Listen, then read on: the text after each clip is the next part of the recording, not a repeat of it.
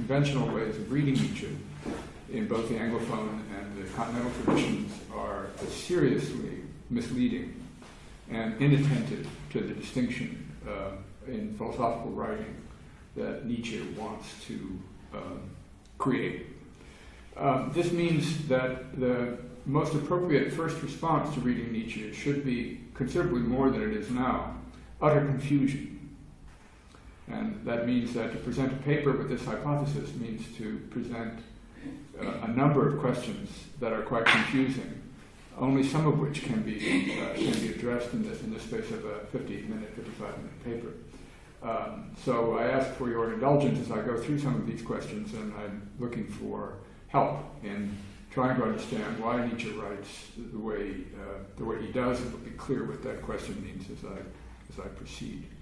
I mean, I'm particularly frustrated because since the 1960s, in the Anglophone philosophical world, Nietzsche has become more respectable by being characterized with the conventional terms of American academic philosophy as an epistemologist, a value theorist, an ontologist, a metaphysician, a scientist, and so forth. And I believe all of these are very, very crudely mistaken misappropriations of Nietzsche, who is a much more radical philosopher than is prominent in this tradition, but it's also true in the European tradition, since much of it is, although not all of it, influenced by Heidegger's readings of Nietzsche as the last metaphysician of the West. I think that is a grotesque distortion of Nietzsche, but it's been very, very influential for people like Deleuze and Derrida and Foucault and so forth. So I am out to counter this way of reading.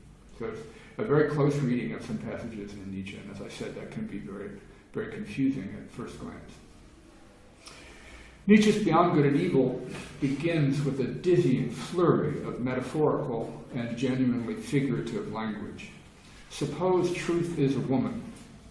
Suppose philosophers, at least the dogmatists among them, have been clumsy lovers. Philosophers always appear in masks. The opposition to Platonism and Christianity, both forms of dogmatism, has created a magnificent tension, prachtvolle Spannung, and so created a taut bow that allows humankind to shoot at the farthest goals. So we should be grateful to dogmatism for that. However, Jesuitism, at this point a completely unexplained reference, and the Enlightenment have been trying to unbend such a bow and eliminate such tension. And with the overcoming of such dogmatism, Europe is now finally able to sleep. But we, not designated except as other than either the dogmatists or their conventional opponents, we good Europeans, and to some extent free, very free spirits, have a task that opposes such sleep, the task of wakefulness. This means that we inherit the force created by this tension, although it is not apparently the same sort of tension, but still what is lacking now, the note of spirit. We are somehow able to maintain this tension, have the appropriate arrow, and perhaps know what goal to shoot for. This figurative language continues into section 1 on the prejudices of philosophers. We are said to be learning from the Sphinx how to pose questions. But we need to know, quote, who is it really that questions us here, quote, and we need to answer a question, quote, which of us is Oedipus? Which one is the Sphinx? Unquote.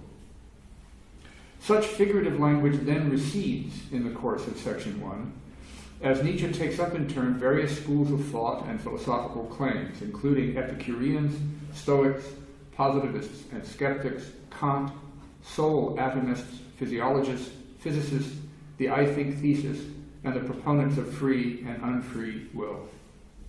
The aim seems to be to expose all such views as, quote, the involuntary confessions of their authors, unquote, revealing psychological motivations that make quite suspicious the claim that such philosophers seek the truth as a good in itself. But the figuration returns again in the last paragraph of section 1, section 23, as Nietzsche describes the sea voyage that he wants us to join him on his ship. a voyage that will show us that psychology can once again be the true queen of the sciences. He says he means psychologists who are willing to make sacrifices, even though these sacrifices will not be sacrifices of the intellect. Sacrificio del intelletto, he says.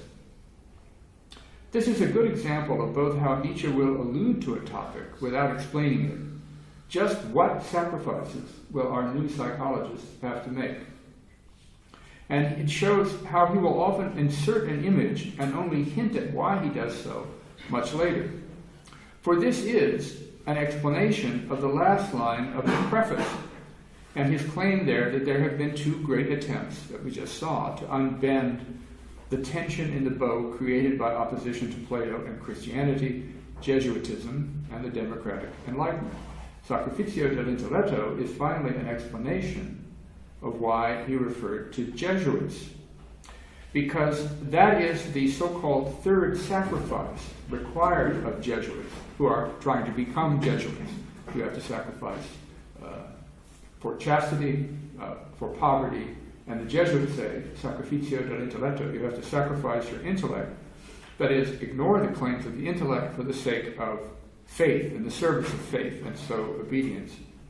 Such a sacrifice, which to him also brings Pascal to mind, ironically in paragraph 229, much later where he repeats this phrase, ironically given Pascal's Jansenist contempt for the Jesuits. I mean, this is a perfect example of how complicated this reference is. He says in the preface, there have been attempts to unbend the tension in European spirit. One is caused by the Jesuits.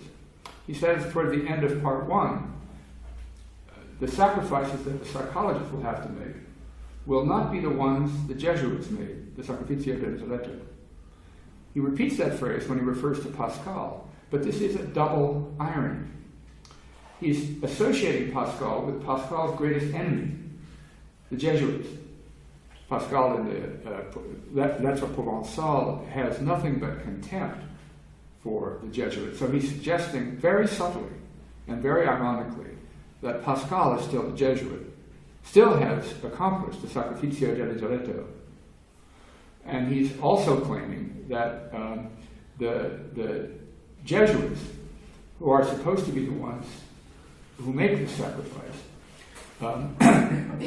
are ironically the most intellectual and casuistical of the religious orders of Catholicism. So it's an enormously complex, ironic reference in just one unexplained phrase in the preface, Sacrificio del intelletto. In the face of all of this, just of what we've seen so far, two hypotheses seem reasonable. The book itself is said in its subtitle to be a prelude, a Vorspiel, to a philosophy of the future. And that topic reappears throughout the book. Something is calling for a new philosophy. And that need is, whatever else it is, historical. The philosophy of the present and the past, for some reason, cannot be continued. Some sort of decisive historical break has occurred. So the question is obvious. What has happened? Why do we need a new philosophy? We know that there seem to be Nietzschean answers in other texts and in the Nachlass. The death of God, the onset of nihilism, the beginning of the age of the last men. But these are not prominent in Beyond Good and Evil, and we only hear such things as, on the assumption that every philosophy was originally a long tragedy. This is an assumption Nietzsche does not make. He leaves it open. He just said, if we assume that philosophy is a long tragedy, then such a long tragedy, he says in paragraph 25, has come to an end. The book as a whole, instead of saying very much about what has happened, instead focuses on thematic issues. The main one being, we must be now, beyond good and evil. Indeed, beyond any confidence in fixed dualisms of value. The new philosophy will be a new mode of valuation, or a new way of thinking about value. Such a philosophy will not be post-philosophical, as we now say. It will be recognizable as philosophy. just not as naive or as clumsy or as dogmatic or as prejudiced, but it will still be presented masked in a mask, and this suggests the second hypothesis. So second, if we are to respect the figurative way Nietzsche writes and raise questions in his own terms, then we have to ask such questions as, what is truth such that it could be a woman? What would non-clumsy lovers be? What is this new tension? Who is asking what questions, and what does that have to do with Oedipus and the Sphinx? Then we need to assume, at least provisionally, that this Vorspiel, prelude, is some intimation of the new philosophy to come, a philosophy the form of which is like this book, figurative, metaphorical, literary. Wagner called his overtures preludes, Vorspiele, and it's more than a little likely that Nietzsche would mean his prelude to future philosophy as such an overture, which would mean trying to give us a preview of its main themes and an overview of sorts of the whole, the way an overture in an opera does.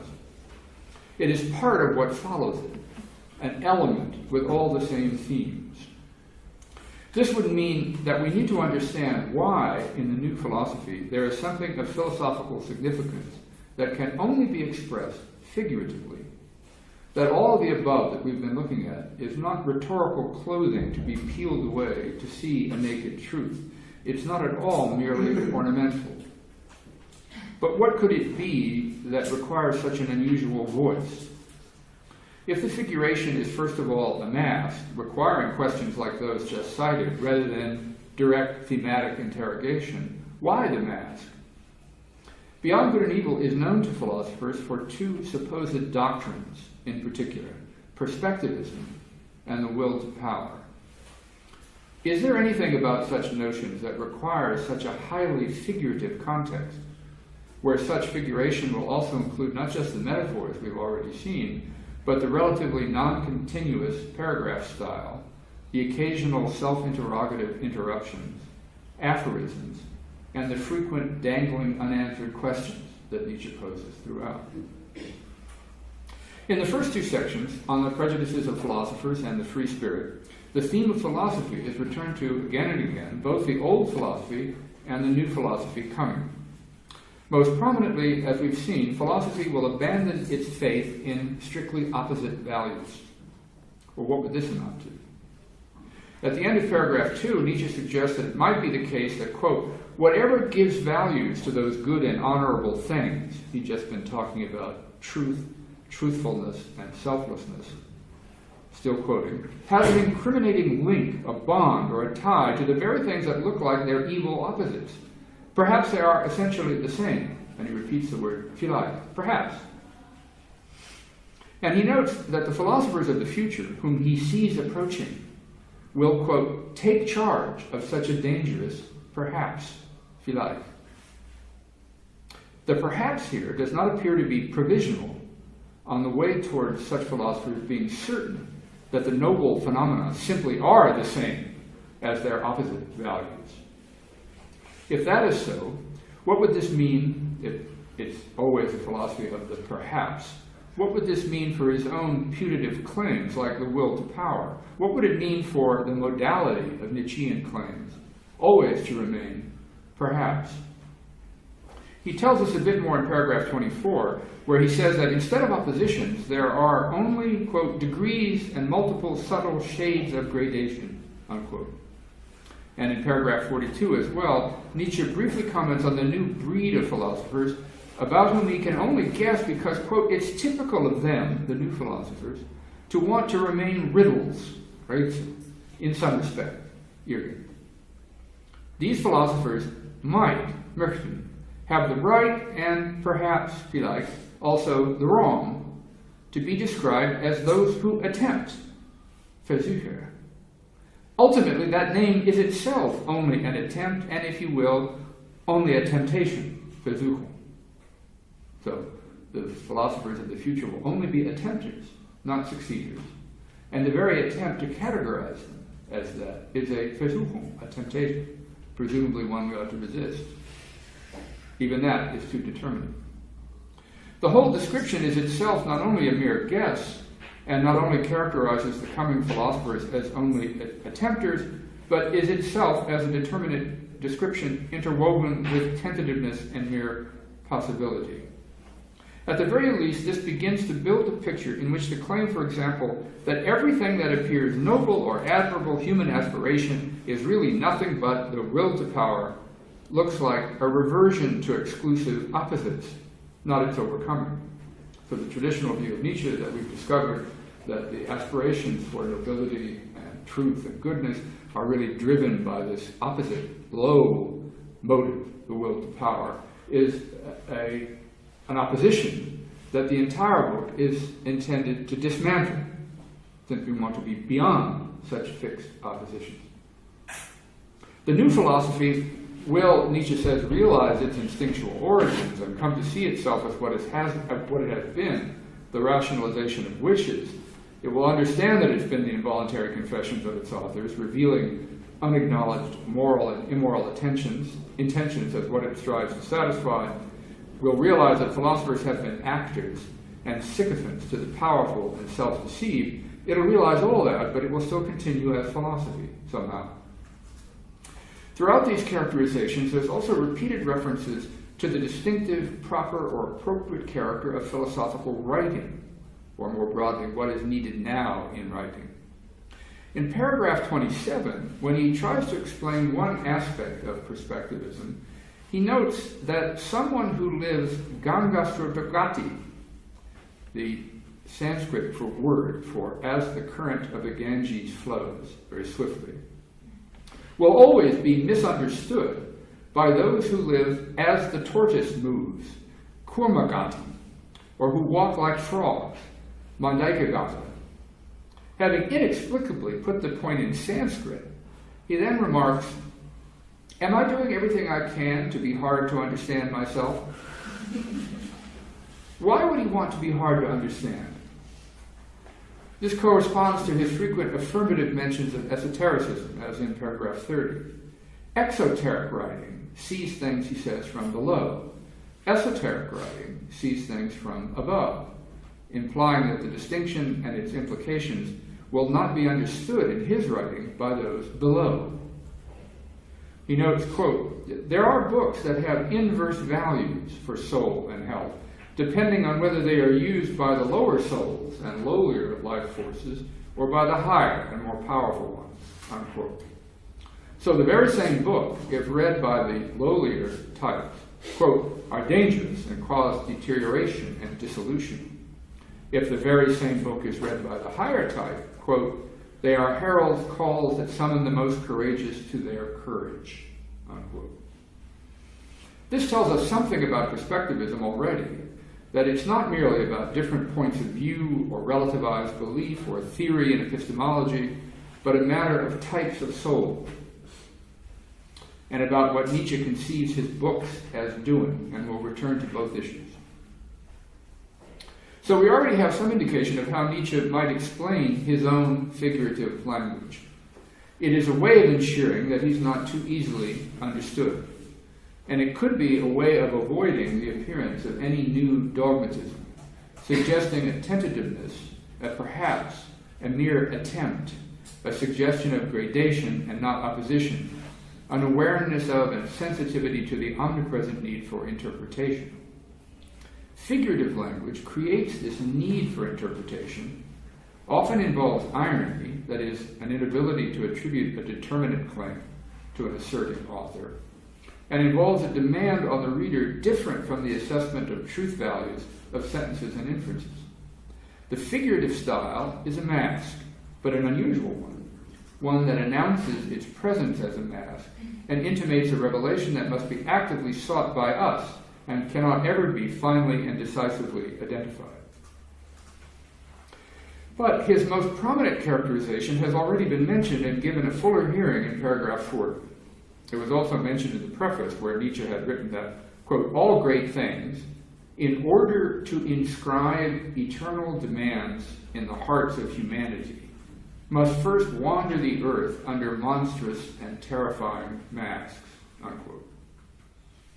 He doesn't explain why, but his remark might provide a clue about what he is trying to do philosophically. Inscribe such hearts, in a sense in which he too requires a mask, perhaps the monstrous and terrifying ones Nietzsche is famous for, the blonde beast, the will to power. Zuchtung, breeding. The beginning of paragraph 40 is often quoted, but its meaning in the paragraph raises questions after questions that are never addressed.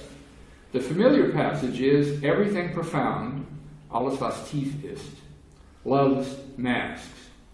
The most profound things go so far as to hate images and likenesses, unquote. A conventional understanding of the claim would be that Nietzsche believes that most people, the common people, will not understand what someone deep would write, and so would react negatively and strongly and perhaps dangerously, so that an author must protect himself by writing in a disguised way. This is a traditional Platonic and Maimonidean justification for esotericism, a centuries-long tradition of writing in a way that will protect you from the political authorities by always giving you a way of denying you're saying anything dangerous. But that's not what the passage suggests, as we again enter in a dense tangle of images. Nietzsche asks whether the opposite, really, that is, of images and likenesses, representations that reveal rather than disguise their objects, wouldn't be the proper disguise for, and here without explanation he just says, the shame of a god. I know of no reading of Beyond Good and Evil in any language known to me that attempts to account for this claim. Why does he say, I'm writing in a figurative way because a figurative way of writing is appropriate for the shame of a god? It would take a major digression here to sort this out, but we should at least note in passing that this unexplained reference is anticipatory and not at all casual by Nietzsche. The notion of shame plays a role in several contexts in the book. For example, it runs like a thread throughout all of his controversial comments about women, as in 4 or 5 paragraphs where he discusses the shame of women. But with respect to a God's shame, the remark anticipates all the way to the penultimate paragraph in the book, number 295, where he finally explains it. That dense passage, though, is prepared for 2 aphorisms that come before it. Number 65, where he says, knowledge would have little charm if there were not so much shame to be overcome in order to reach it, unquote. And most importantly, 66, where he finally tells us why he makes the reference. Quote, the tendency to let oneself be debased, robbed, lied to, and exploited could be the shame of a god among men, unquote. Shame is something to be hidden, and our shame, humans who aspire to a kind of divinity, is that prior to the realization of the death of God, we let ourselves be duped, robbed, exploited, lied to, even the best of us. In 295, complicating everything further, Nietzsche says, however, with all this established, that there is one God who is without shame. Or rather, as he always says, perhaps without shame. The God he claims he makes sacrifices to, Dionysus. This God professes his love for human beings and claims he can help them become stronger, more evil, more profound, unquote. When Nietzsche, in this paragraph, assuming the role of interlocutor at this point and presenting the issue as a dialogue, professes himself to Dionysus, startled, and repeats these 3 so-called improvements questioningly, Dionysus replies by repeating them again and adding, and more beautiful. This is one of the richest passages in the book, and it is painful not to do it more justice. But what is especially significant for our purposes is that Nietzsche says, to us now, not to Dionysus, that such a remark shows that this God lacks more than shame, and he could learn something from humans, and this because we humans are more human than Dionysus. He thereby disassociates himself from the goals suggested by Dionysus, and in a very indirect way, he objects to Dionysus's shamelessness. Or there would be something wrong, inappropriate, in exposing what beyond good and evil is exposing without shame, and therefore without a figurative mask to blunt the impact of the shame, at least at the beginning. So again, an enormously gymnastic set of ironies. Why am I writing figuratively? Because that's the one mode appropriate to the shame of a god. What do I mean by shame of a god? Wait till the end of the book, and I'll tell you. First, I'll hint in 66 that it means the shame of a god in a world who has been lied to, deceived, robbed, exploited. And then in the last passage, I'll say, well, there is a God without shame. And that would seem to be even better, but it's not. There's something inhuman in not being ashamed of the prior history of human intellectual life in the West. But we have to leave it at that, unfortunately, because an entire paper would be necessary for that one point. These references to esoteric writing, to the necessity of masks, and his own comments about trying to avoid being understood will eventually lead to a passage that is one of the most detailed about philosophical writing. It's paragraph 289. The relevance of this discussion is obvious in the way it concludes. Quote, every philosophy conceals a philosophy too. Every opinion is also a hiding place. Every word is also a mask, unquote. As with everything else we have looked at, it is inconceivable that Nietzsche's own anticipation of a philosophy of the future does not take into account this fact of the endless unmasking and excavation, even of the unmasking and excavating claims. He must write under its pressure and in a way responsive to it. Everything he says about other philosophers is true of him, and everything must be written in a way that takes account of this. He must write, here the explicit reference to philosophy suggests a bit more of a way of understanding the passages we've been looking at. The paragraph's topic is a hermit's life, an Einsiedler, and there are indications that Nietzsche thinks a hermit's existence is not a fully adequate image of a philosopher. But 289 also notes that a philosopher was always a hermit first, and the remarks on writing do not seem qualified by any hermit restriction. The most important passage claims that the hermit does not believe that the philosopher, quote, has ever expressed his actual and final opinion in books. Don't people write books precisely to keep what they hide to themselves? In fact, he will doubt whether a philosopher could even have final and actual opinions. Whether for a philosopher every cave must not have an even deeper cave behind it, a more extensive, stranger, richer world above the surface, an abyss behind every ground, under every groundwork, Begründung. So he's invoking the traditional Platonic notion of the cave and suggesting that that image is actually an image of people in a lower cave. You know, in the cave, the prisoners see only shadows on the wall, and Nietzsche is now suggesting that image is itself a shadow in another cave, which is itself only a delusion of someone in another cave, and so forth.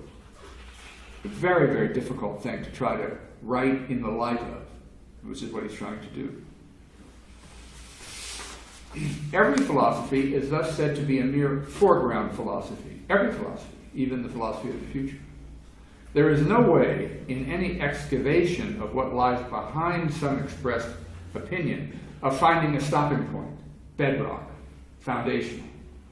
Any such stopping point is, he says, arbitrary, as if Nietzsche is applying to anyone the maxim that every philosophy, or even any unmasking of philosophy, is an involuntary confession, applying it even to himself, to the maker of that claim about confessions. This echoes an earlier passage at 41, where the image is not stopping, given the realization that any such stopping is arbitrary, but what Nietzsche says is being stuck, hängen bleiben, or rather the great value for philosophy of never being stuck, either, he says, to any person, or homeland, or in pity, in some field of study, not to be stuck in our own detachment, in our own virtues, and one assumes to one's own doctrines. Finally, in 39, when he's discussing the psychological characteristics of the philosopher, he takes care to exclude what we normally think of as philosophers.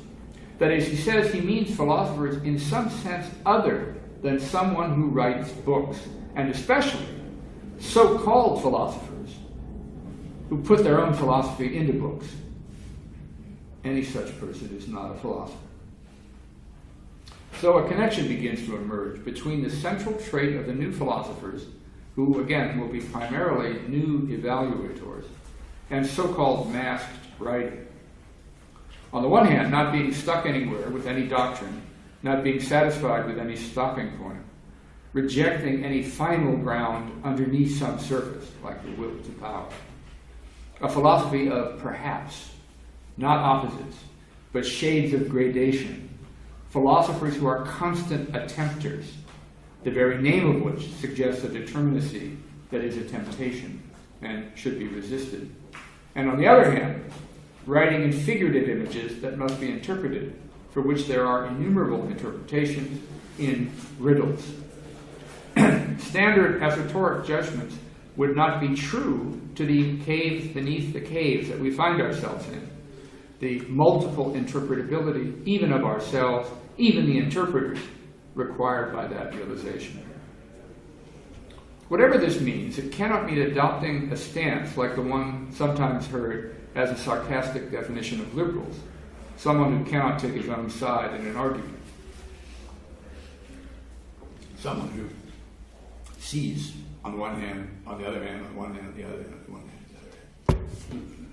They're kind of skeptical, pluralist, tolerant. That's not Nietzsche.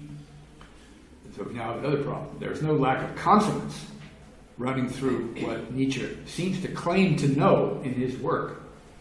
And there are certainly what sound like claims embedded in critiques of contrary claims, even if everything said is also masked in some way. In fact, we might note at the start that the possibility of such confidence in the face of the situation of post-Kantian philosophy, of the collapse of dogmatism, the possibility of such confidence might be the whole point. Compare Bernard Williams' apt remarks on the issue in Ethics and the Limits of Philosophy. Quote, "One question we have to answer is how people, or enough people, can come to possess a practical confidence that, particularly granted both the need for reflection and its pervasive presence in our world, will come from strength, and not the confidence, will come from strength and not from the weakness of self-deception and dogmatism. Confidence is not the same as optimism. It could rest on what Nietzsche called the pessimism of strength," unquote. The specific question that has arisen is a version of this problem, something like the modality of Nietzsche's claims, if the claiming is to be consistent with everything Nietzsche has said about philosophical assertions, especially in 289. Quote, "In fact, he, the hermit, will doubt whether a philosopher could even have final and actual opinions." One way of summarizing what begins to emerge from noting these passages is that Nietzsche, despite his reputation, does not appear to think that the center of philosophy, what makes it successful, are doctrines in the traditional sense. But he does claim to understand that, why it is so, and what follows from it. So we need a way of pointing out in some way where this is all leading. To do so, I suggest we take a close look at two supposedly doctrinal passages and see how he treats the apparent doctrines. These are paragraphs 34 and 36 in the second section of Beyond Good and Evil. In 34, they're essentially about perspectivism on the one hand and will to power on the other. In 34, he begins by discussing what he calls the erroneousness of the world, the Irrtümlichkeit der Welt, and mocks any philosopher who thinks error is to be attributed wholly to false inferring. He does not directly assert in his own voice that the world, on the contrary, shows itself falsely, resists rather than invites a way into its own intelligibility. He only says that there are reasons enough to lure us or tempt us into a speculation about a deceptive principle in the essence of things. Moreover, the modality in question is complicated because he introduces us to the world we might find erroneous or the occasion for false inferences by calling it the world we think we live in der wir zu leben glauben. In other words, he says, philosophers have mostly come up with wrong answers. How do we explain this? One answer, we're finite and weak infers. We don't know how to think very well because we're finite. Other answer, the world itself is hostile to its own intelligibility. It is deceptive. But when he tries to now explain how both of these should be understood, he puts a qualification at the beginning. He doesn't say, in the world we live in, all this will follow. He says, in the world we believe we live in. The subtle qualification, why else would he not say simply, the world we live in, contains a suggestion that everything that follows will be based on an implicit assumption about the world he might not share. For now, that possibility would send us off in another direction, but the qualification should always be kept in mind. His main interest here lies in characterizing psychologically, as before, what type of soul characterizes the claimant of such a view about bad inferences. We could just get better at it if we'd be more successful at philosophy. Such a person, he says, is looking for an honorable way out of what one presumes is a kind of skeptical despair in philosophy. And a moment's reflection could convince anybody of skeptical despair. 2,000 years of the activity of philosophy and no consensus. Not a single agreed on conclusion. Not a single element of progress in the entirety of the history of philosophy that can be agreed on by practitioners of philosophy. The situation of contemporary philosophy, balkanized into camps that don't understand each other and can't talk to each other. There are many departments of philosophy in the United States where there are two epistemologists who have so little in common they can't have a discussion. One is a Bayesian probability theorist who works on stochastic reasoning, and the other is a 1950s S knows the P traditional conditions for knowledge, and they have no common. Skeptical despair is not an idle possibility. And he's saying the people who are trying to say, we're just not very good at this, we have to get better. He said there's something touching and awe-inspiring about the innocence with which such a philosopher asks for a non-deceptive, non-reality distorted consciousness. And he then shifts topics to philosophers who believe in his way out of this in immediate certainties, unmittelbare Gewissheit. He's talking mostly about Descartes, starting all over again with an immediate certainty, as a path out of skepticism, but he describes such claims as really moral ones and as morally naive. Then the topic shifts again as Nietzsche praises the bad characters of always suspicious, mistrustful philosophers, but he suddenly begins to speak in the first person, dissatisfied with the tonality and affective tenor of such philosophical distrust, saying, something quite interesting. He learned a long time ago himself to address this question, the question of betraying and being betrayed by the world or our frail faculties, in a different manner than most philosophers. The different manner is lighthearted, playing jokes. And he says, with his elbow, giving a couple of rib nudges, Rippenstöße, to philosophers who are in a rage about being betrayed by the world or by human thought and who end up in skepticism. He does not, that is, attempt to refute them or join them, but tries with humor and a playful nudge to diffuse, slightly mock their state of mind, not so much their doctrines. It is as if his reaction to the rage at being betrayed crowd is simply, yes, what you say is true, but relax, it's not such a big deal. This sort of reaction to those who find themselves dissatisfied at the philosophical level, in a rage at the untrustworthiness of any philosophical claim, is important to keep in mind in everything that follows. He doesn't make a doctrinal objection. He just says he'll respond with a playful Rippenstöße. Then, in his own voice, he begins to make a series of remarks that many have taken as canonical for his views on truth, as if all the stuff about skepticism weren't just there. Very famous claims. He says, it's a moral prejudice that truth is worth more than appearance. Many people think it to mean we can't say that. It isn't worth more than appearance. But again, typically, Nietzsche says that the assumption has not been proven true, that truth is worth more than appearance. He calls it die schlechtest bewiesene Annahme, the poorest proven assumption. Ironically, reestablishing immediately that truth is more important than mere appearance. We should not accept the assumption because we don't know if it's true. Life requires perspectival valuations and appearances, he says. One cannot abolish the world of appearances without also abolishing the possibility of truth. They are not polar opposites, true and false, but different, he says, levels of appearance. Quote, lighter and darker shades and tones of appearance, different valeurs.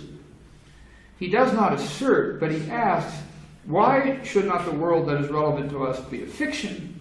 If we ask for an author to this fiction, we should ask, again, he does not assert, whether that assumption is part of the fiction too.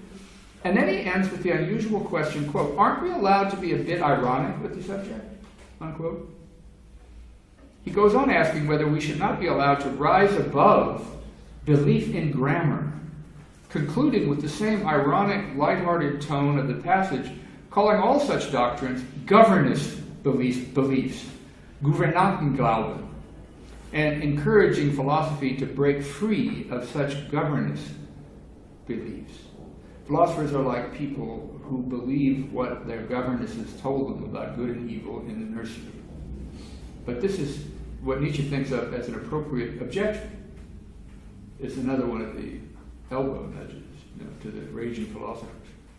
So we are presented in this paragraph with what has been taken to be Nietzsche's doctrine of perspectivism. That truth appears differently to subjects in different perspectives. The perspective of life requires a perspective that is a fiction. We should reject the question of who authors such a fiction and so forth.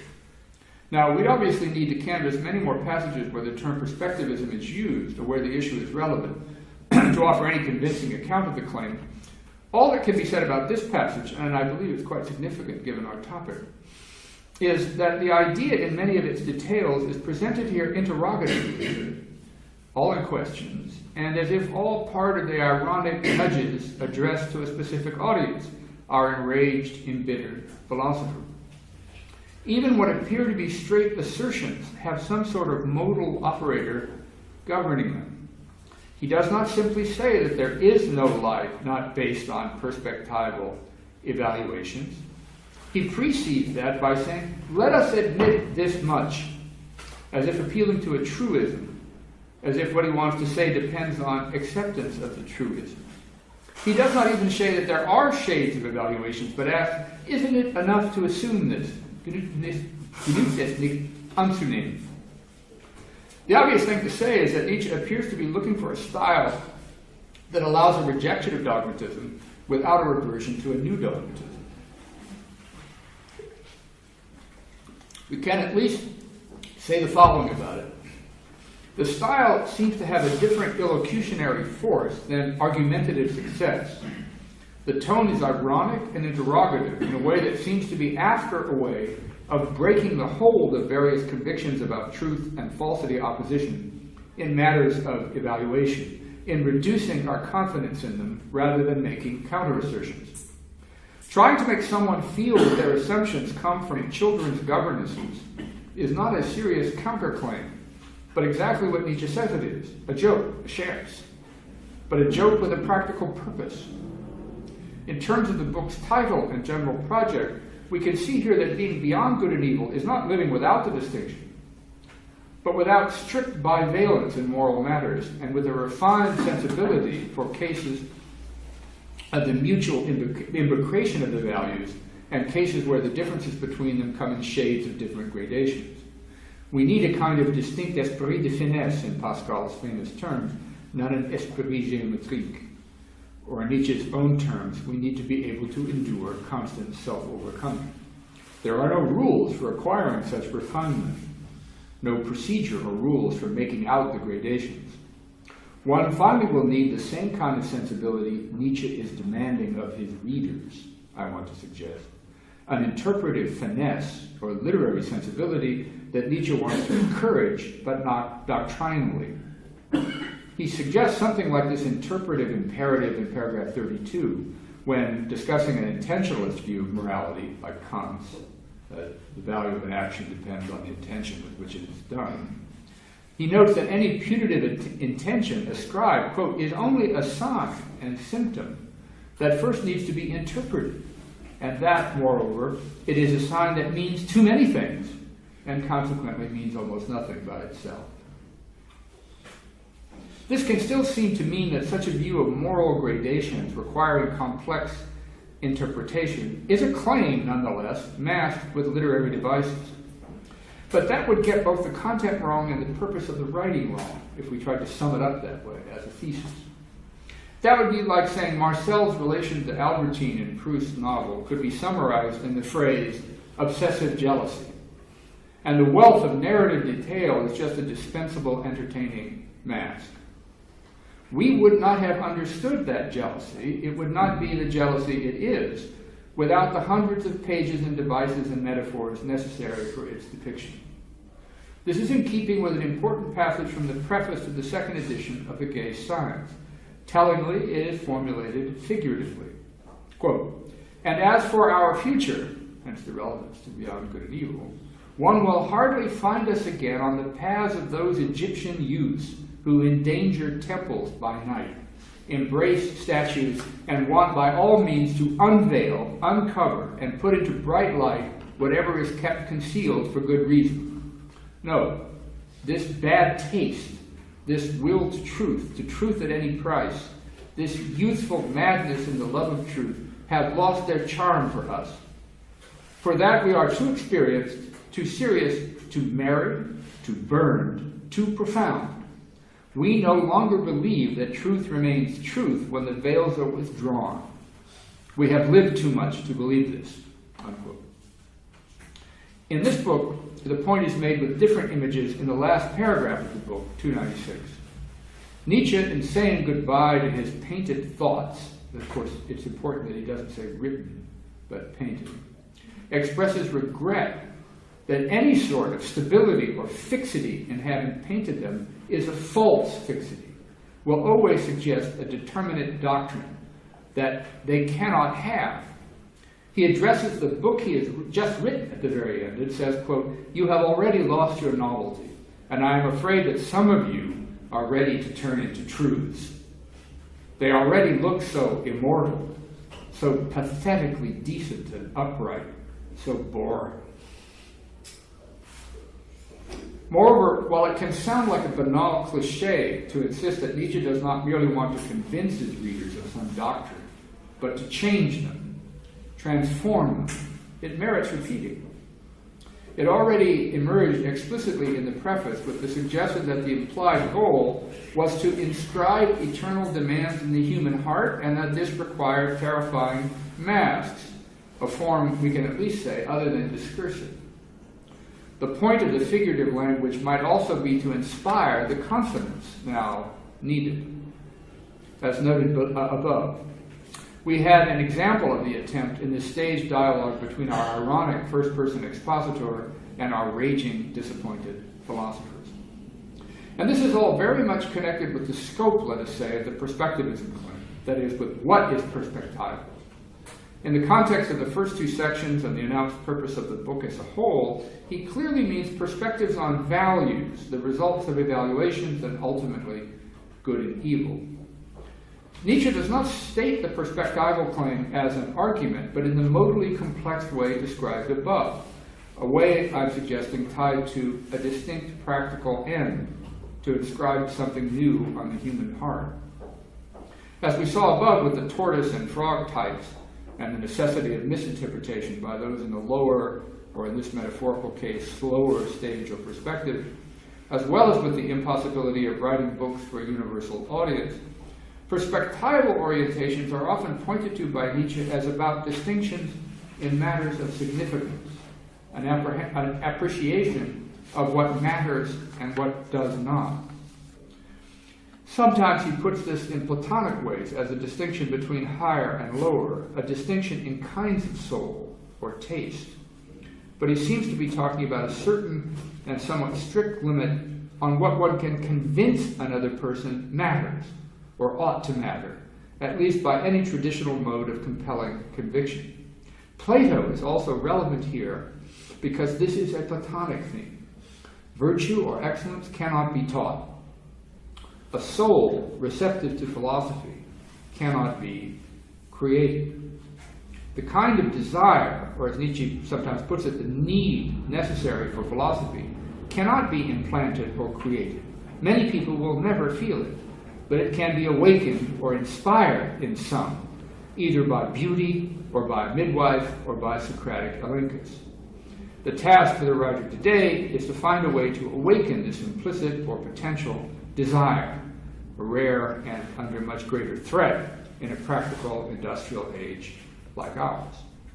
In other words, as many of you who are studying philosophy realize, in the public world, the persistence of philosophy and the identification of yourself as a philosopher is somewhat humorous. Americans don't tend to say that they're professors of philosophy when they're asked what they do. I've always found this quite embarrassing. They say, I'm a philosopher, which in America sounds a little bit like I'm a wizard, I'm a witch. It sort of, that disparity sort of makes the point that is also very prominent in the Socratic dialogues of Plato, where people are constantly telling Socrates, grow up. These are questions you ask when you're a child, but when you grow up, you start doing something. You make something, you run something.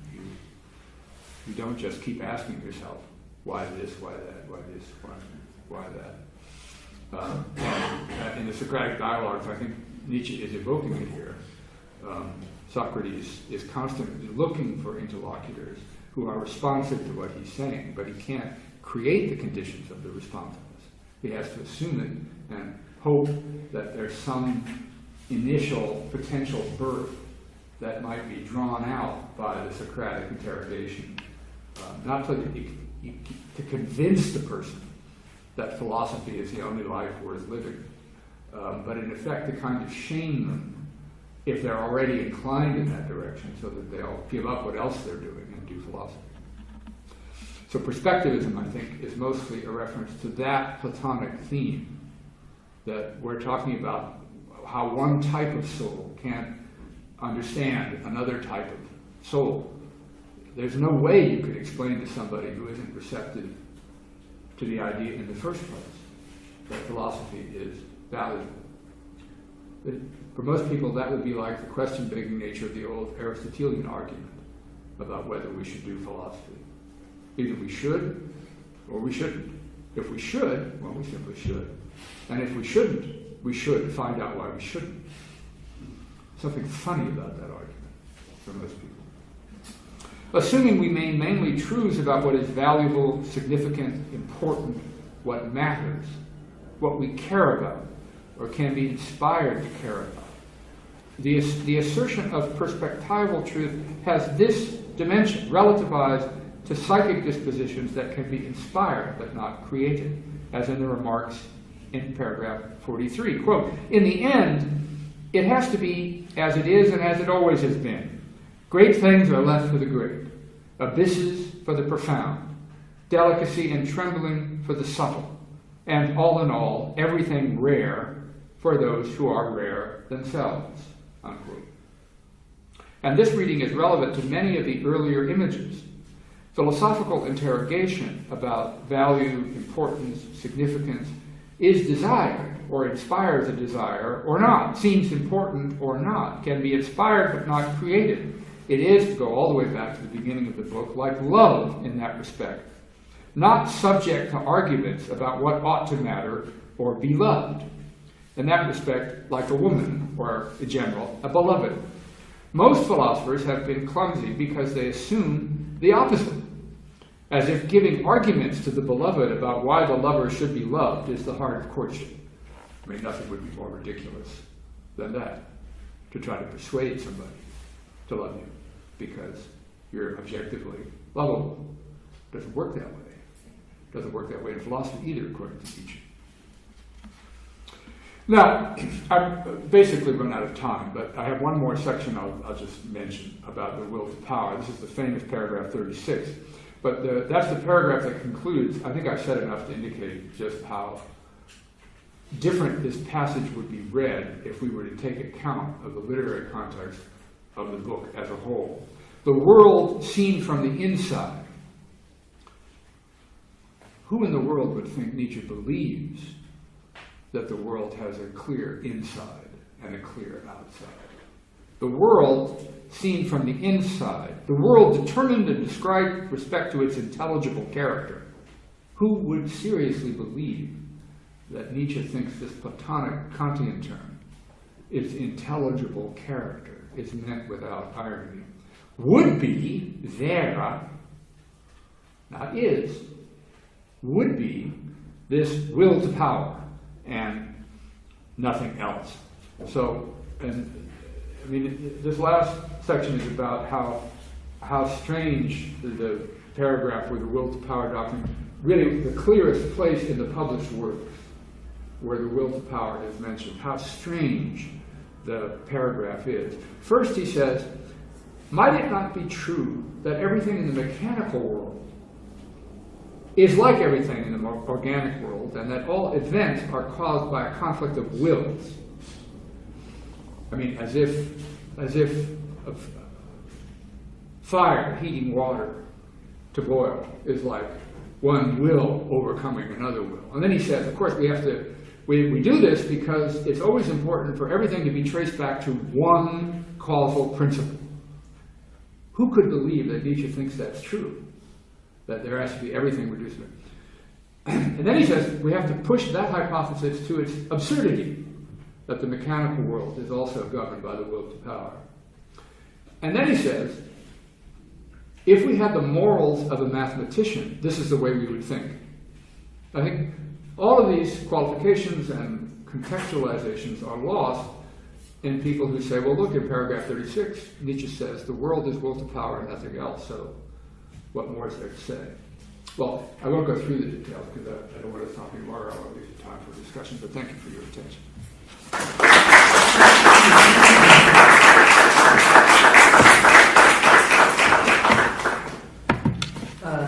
Thank you, Robert, for this wonderful, inspiring presentation. We have an hour or even a bit more if we want. So who wants to ask the first question? Everyone hesitates to ask the first one. Yeah, no. Please. Thank you very much for the presentation. Would you conclude from your present work on Beyond Good and Evil that we should reread Nietzsche as someone who hasn't any positive doctrine, that his stance would be rather critical, maybe in Kant's sense, thoroughly critical, Yeah. like a critique of all previous philosophies, Yeah. even like Socrates. Also. Yeah. That's a very important question because the difficulty with the approach I'm trying to defend is that it's right on the edge of the contemporary postmodern appropriation of Nietzsche. And I don't want it to be confused with that. In other words, there are readings of Nietzsche, I mean, Derrida's and Spurs especially, in which the point is to show how Nietzsche shows us the complete indeterminacy of language, the impossibility of referentiality or determinate conceptual content, the constant necessity of taking with one hand what one's given with another, the inherently self-contradictory, in which everything just collapses into a kind of play of signifiers. Absolutely not. So there has to be a way, in other words, of distinguishing between the impossibility of any final resolvability about the distinction between good and evil, on the one hand, and the dogmatic claim about the necessary irresolvability of any such claim. The absence of final irresolvability is not the same as the necessity of complete irresolvability. That distinction is a bit difficult to defend, but it is the heart of the way I want to defend the claim that he's not saying, I have no positive view to maintain.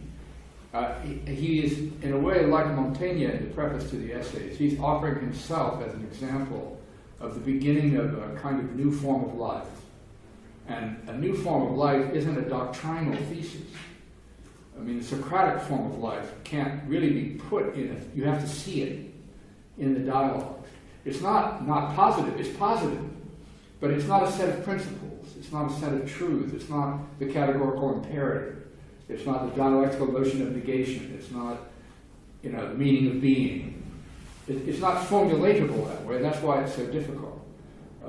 But it is meant to be an evocation of a philosophically inspired kind of life that isn't dogmatic in the pre-critical sense. But it's not utter irresolvability and the endless play of ironic signifiers either. That's, I think, not to give any credit to the passion of Nietzsche's enterprise, which clearly isn't inspired by the dissolution of all determinate meaning.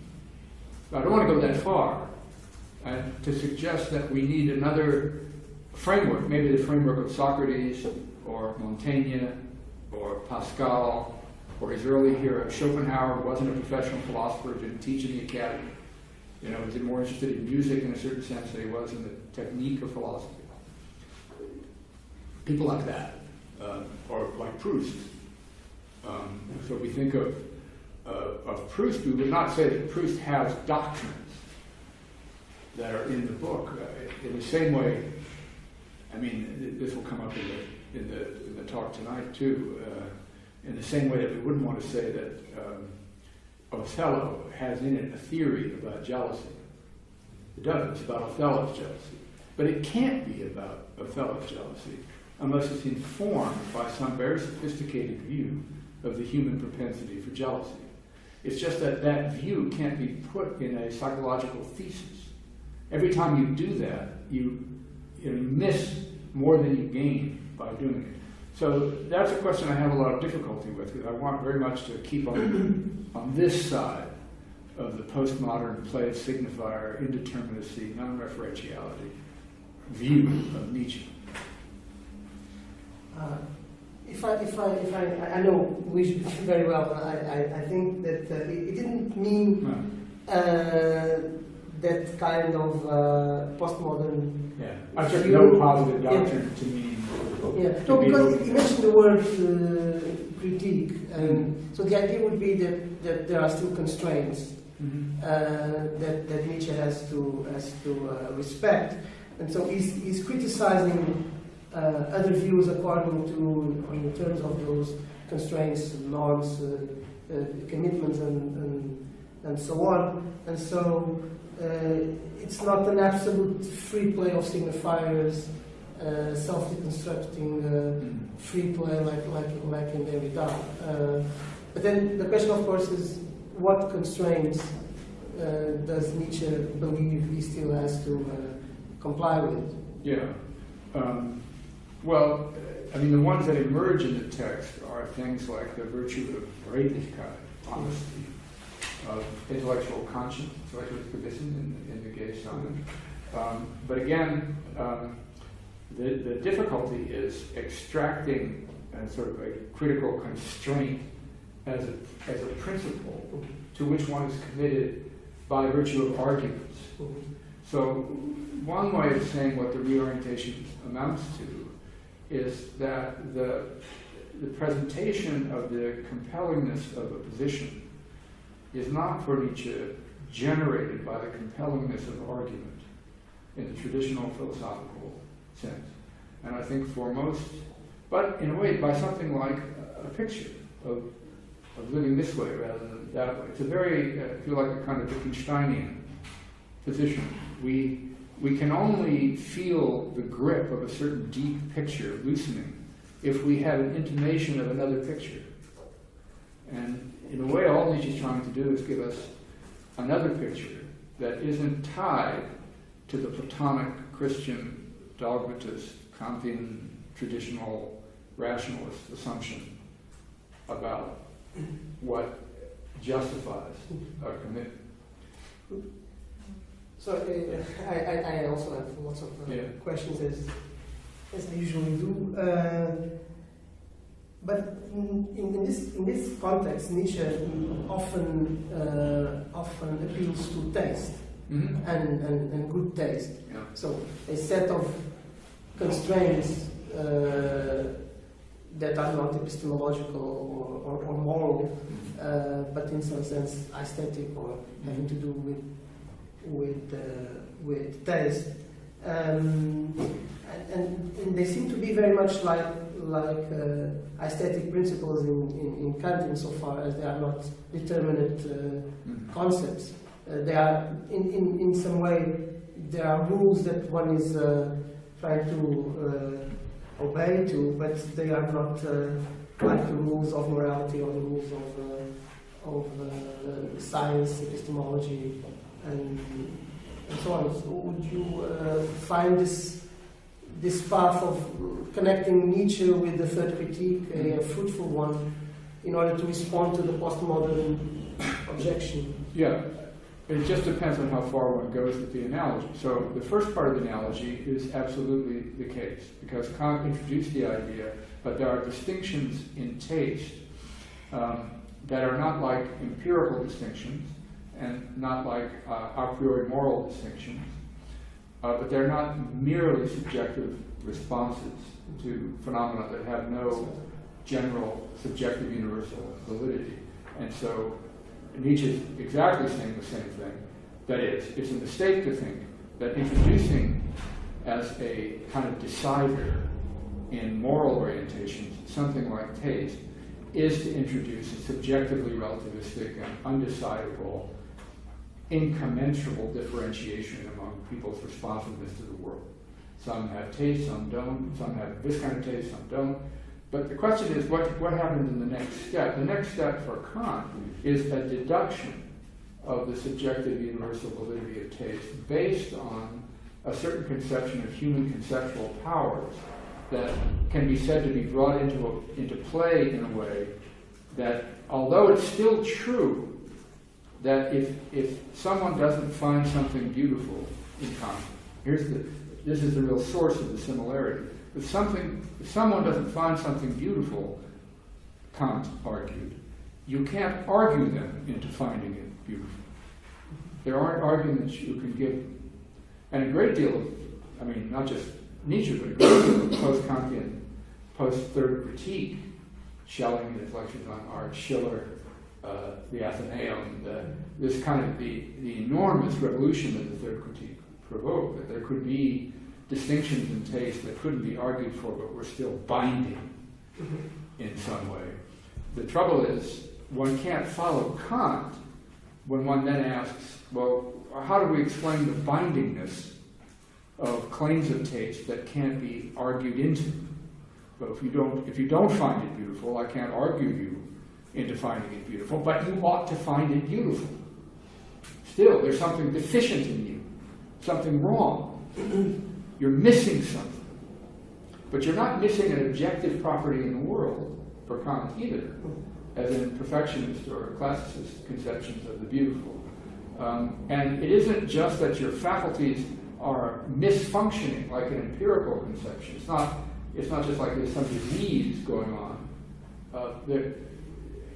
In a way, there's really ultimately no explanation for it. And that's why this perspectivism in Nietzsche, I think, is meant to say we've got to conclude something more radical than Kant concluded. That not only is there no way to argue someone else into having your taste, there's no general argument in defense of the subjective universal validity of the principle of taste either. We're left without that. And it still doesn't follow that it's merely an empirical distinction between a bunch of people who like philosophy and the vast majority of people who find it ridiculous. That's not true either. It's higher and more important, but you can only explain that to people who already understand it. So it's just that you can't go the next step with Kant and then try to explain why the absence of an argumentative distinction, argumentatively based distinction, doesn't lead to a kind of simplistic subjective relativism. You can't then say, well, we all have, I've already proven in the first critique that we all have the capacities for understanding and sensibility, and there's nothing that prevents us from saying these should be in free play on the occasion of the beautiful form of an object matter. And you then have to ask, well, if Nietzsche doesn't have that, what does he have? Well, he has these books written in this tremendously unusual way, meant to be a kind of compelling conviction for those who can be persuaded in that way. I mean, you and I were talking before. I had a section in this paper that I took out that trying to explain this, because I can't find anywhere where Nietzsche refers to the Gospel of St. Mark. He does refer to the Gospel of St. Matthew at the beginning of the genealogy of morals quite explicitly, and there are implicit references to Christian doctrine all the way through Nietzsche's oeuvre. But the Gospel, chapter 4 of the Gospel of St. Mark is so interesting in this respect for Nietzsche, because Mark is the Gospel writer who said most explicitly that Jesus never spoke in public except in parables. Mark is the most explicit about this. And when he tells the story of the sower and the seed, this is the parable, I assume most of you know, that the sower throws his seed to the field. Some of it lands on the road and doesn't grow at all. Some of it lands on the side of the road where there's a little dirt and it grows, but its roots don't go very deep, so when the first wind and rain comes, it's blown away. Some of it falls on better soil and grows and has deeper roots, but there's too many thorns and brambles around it, and it's choked off. And some fortunately falls on, you can see where this is going, some fortunately falls on receptive soil, and it grows strong and healthy and blah, blah, blah.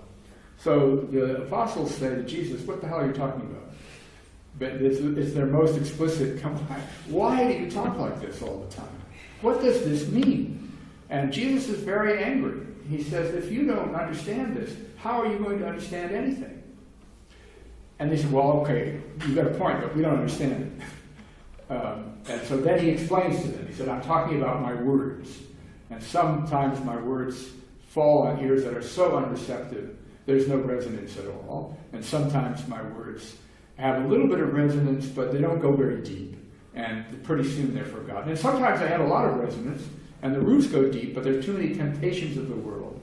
And sometimes they have a good audience. They find the right audience. But then he says, but this means, and here in a way really a shocking, inegalitarian thing to say, he says, this means that to him who already has much, much will be given. And from him who has very little, even this very little will be taken away. Let him who has ears to hear and eyes to see understand. And basically by summing up, he says, I speak this way, and he says this explicitly, in order not to be understood, so that I may not be understood.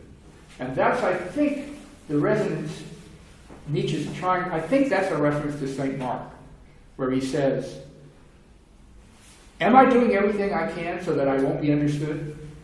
At the beginning of Beyond Good and Evil. I think that's a reference to the sower and the seed parable. But it's the same problem. If you say, well, Christ, you can't just write off people like that. I mean, can't you persuade them that you ought to live better? Basically, he says, no. It's not about argumentative persuasion. And then you say, well, I mean, this is terrible. People say this about Nietzsche all the time.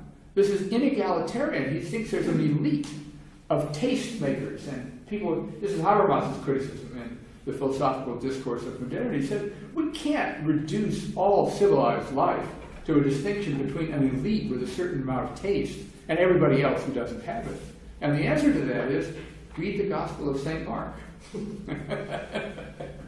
You're going to find essentially the same claim, that there's a philosophical orientation in life is something one cannot create, argue for, give a transcendental deduction of. And so we can make the first step with Kant. Yes, you can't argue someone into accepting your claim of taste. But we can't make the second step, that nevertheless there's a basis that philosophy can provide on the basis of which we can say they ought to have the experience of the beautiful. Although in Nietzsche's, in Kant's critique, there's also the idea that you cannot demonstrate that something is beautiful, but you can discuss it. Mm-hmm.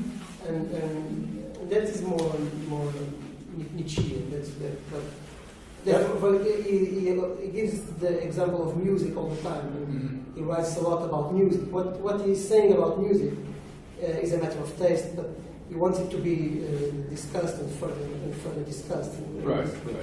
But it's also the case that he thinks philosophy, a priori philosophy, can provide a transcendental deduction of the principle of the judgment of taste.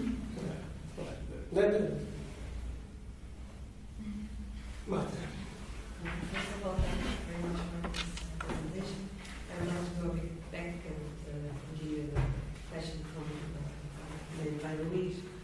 I do agree with you that Nietzsche has something positive to say, even if it's not always clear what. Because Nietzsche clearly praises contradiction, for example, and often he says very contradictory things.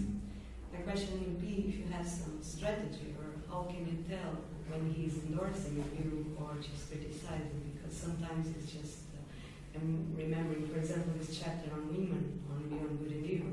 It's really hard to tell if he's like endorsing those views or just criticizing, for example, the views of his time. It's not clear at all. And I have the impression that perspectivism can also be applied to Nietzsche, where Nietzsche is read in very many different perspectives. And it seems to me that Nietzsche has said or claimed everything possible, so you can always speak Nietzsche to support your own view about anything. Yeah. So, and when you were speaking about this paragraph of Beyond Evil 36, you were like clearly saying, can anybody believe that Nietzsche would endorse such a thing, that Nietzsche would believe such a thing? But how can you tell? Yeah. Well, I mean, I think that's a very good question, but it isn't a question that one can give any better answer to than one can give. We've all been present, for example, when, say, an art historian of great talent shows us something in a painting that we didn't see before. And we're just, the light bulb goes off. Oh my God, that's right. Look at that. And then another person says, that was a terrible lecture. I didn't understand any of it. You didn't see what he was talking about? No, I didn't see what he was talking about. So my response is, we give up on Nietzsche too quickly because we go to the level of principle like this and we don't notice how carefully the text is written. So the question would be only, have I provided enough compelling literary details in the analysis of that passage to prove that it's, in a way, a kind of presentation of what somebody reading Nietzsche would think if they believed there were an intelligible character inside of things that could be said to be the will to power, rather than Nietzsche asserting it. I mean, the other problem here is we don't know what he means by everything being the will to power. In the Genealogy of Morals, he says the conflict of power is a conflict of interpretations. So one thing has power over it. I mean, so one goes on to other passages where he says in the Gay Science that the idea of exerting power over another is a demonstration of the lack of power. The real powerful don't care about that. They're indifferent to their ability to control the wills of other people. So one begins to pull in from other passages in other texts, carefully read, what Nietzsche says about what he might mean by the will to power, even given the qualified view in 36. And either one has the details to back up the interpretation, or one doesn't. It's like the same sort of thing one would say about somebody claiming that in the Antigone by Sophocles, Antigone's relationship to her sister, Ismene, demonstrates that there's a kind of fanaticism and coldness in Antigone that deflates her role as a heroine. Well, do you have evidence in the play that that's true? And I think we're left in the same way with Nietzsche. Do the details support the interpretation or not? I disagree very strongly with, I mean, you raised this as a hypothetical, so I'm not meaning you, but I disagree very strongly with the view that you can make Nietzsche mean anything you want. No, you can't. If you read it very closely, he writes very, very carefully. This is a terrible thing with students, they read Nietzsche very quickly. And he says all the time, I am dynamite. If you're not careful with me, you're going to believe a lot of things that you shouldn't believe. Just meant historically, we know it was agonized over things. I thought it was so. Exactly. It's a fact. But I take the point because many people believe this. Nietzsche says all the time that there's no distinction between good and evil, that everything is the will to power, that nobody can talk to anybody else because we're all in our own perspectives, that that we ought to kill the weak and breed the strong, and no.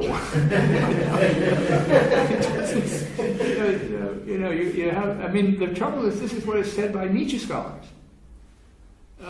This mode of close reading is not popular.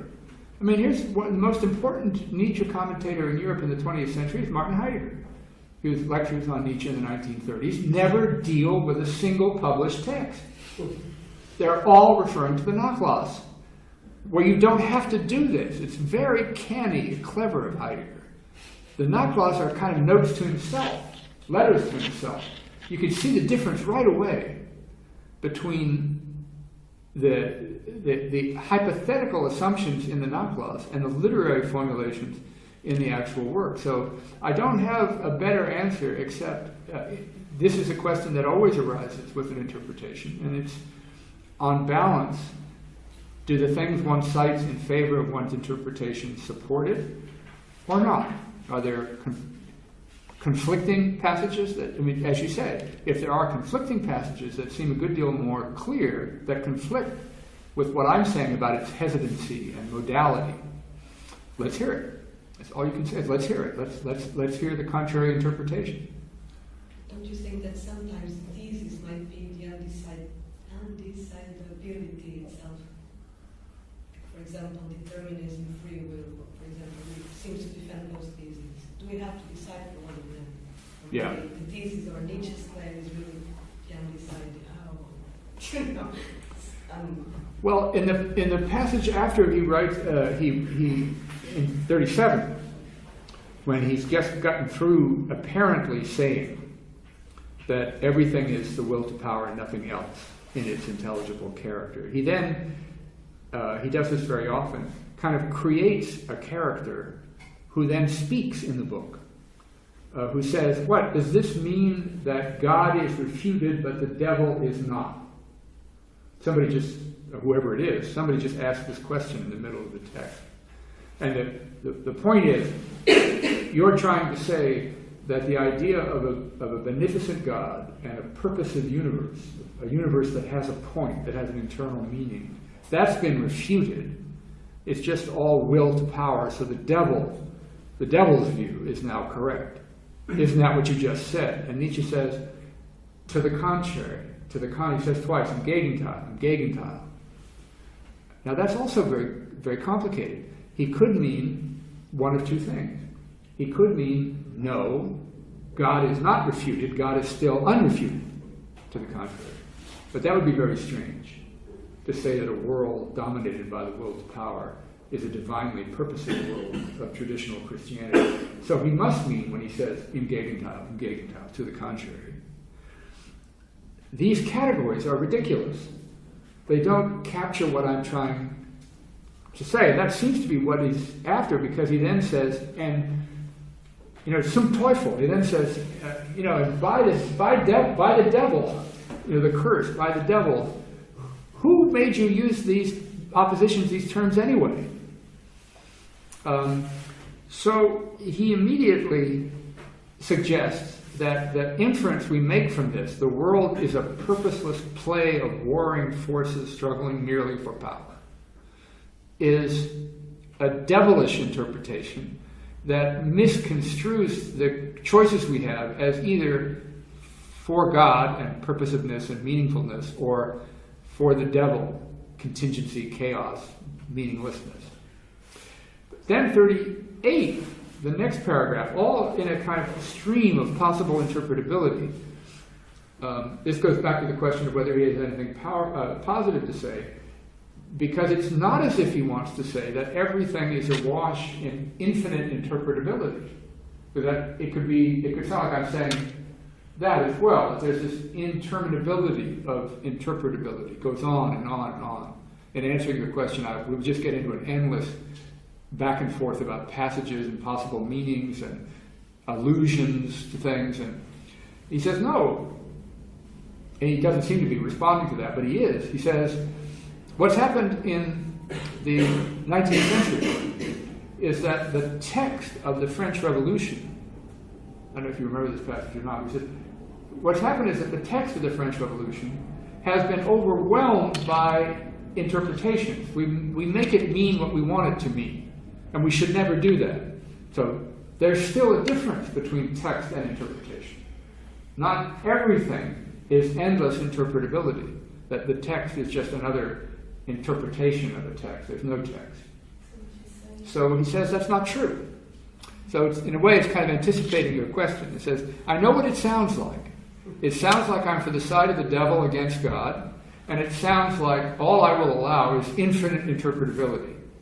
But I reject that duality, that exclusive disjunction, and I'm not like the people who want the text of the French Revolution to disappear under our self-serving interpretations. But again, all one can do is, I think, do what people do not do in looking at Nietzsche. Read very closely what he says and ask questions about why he says it.